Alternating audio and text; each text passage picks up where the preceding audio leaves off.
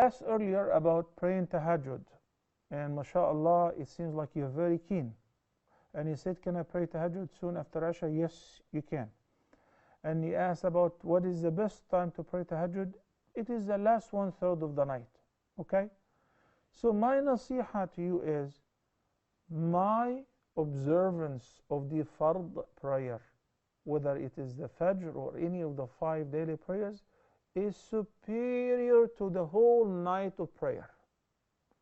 I cannot just pray at night, voluntary prayer, and I skip Fajr. So the advice is, why don't you postpone your tahajjud? Yani, instead of going to sleep at midnight, why don't you go to sleep at 9, 10?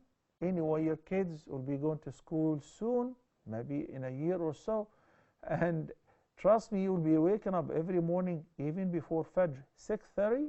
It's almost everybody on their way, either to school or to work.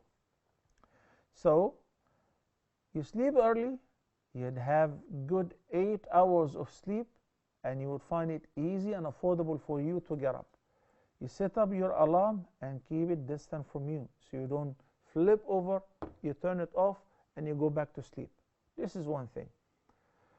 When you have your phone on snoozing, it will keep bugging you, but it is not next to you, it's far away from you. So once you wake up, the Prophet ﷺ said in the hadith, whenever somebody goes to sleep, Satan ties 3 knots on the back of his head, confirming that you have a long night to sleep, enjoy your sleep. So if that person were to just get up, remove the comfort, the blanket, and get up and say, Bismillah, Alhamdulillah alladhi ahyana ba'da ma amatana wa ilayhi nushur. Praise be to Allah who gave us life after He caused us to die, and unto Him is resurrection. So when you wake up, you leave bed and you say the dhikr or mention the name of Allah, one of the ties will be you untie one of those knots. And then if you make wudu, you untie the second knot. And if you pray, you untie the third, and you become fresh throughout the day. So this is as far as the advice or the nasiha, how to get up for Fajr with ease.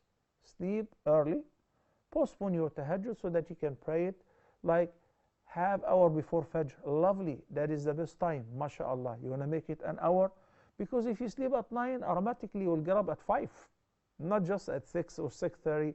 Fajr is at 6:30, that's plenty of sleep. Okay?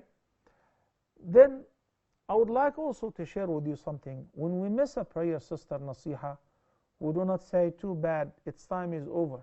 No. Or its time is out. No. Rasulullah sallallahu alayhi wasallam, Prophet Muhammad, peace be upon him, said, من نام عن صلاة أو نسيها فليؤديها متى ذكرها لا كفارة لها إلا ذلك. Which means, if any person happened to oversleep or even forget about a prayer, then once you remember or once you wake up, you should make it up immediately, even if it is after sunrise. And that incident happened once in the life of Prophet Muhammad sallallahu alaihi wasallam, as they were traveling, returning from one of the battles, and they overslept, even though they were anxiously waiting for Fajr, but they woke up with the sun light. So the Prophet sallallahu alaihi wasallam ordered Bilal, he called Adhan, then they prayed Sunnah, then they prayed Fajr in congregation. Okay? You don't say, well, because I woke up after sunrise, so I only pray 4. No, you pray the 5 and you make up the Fajr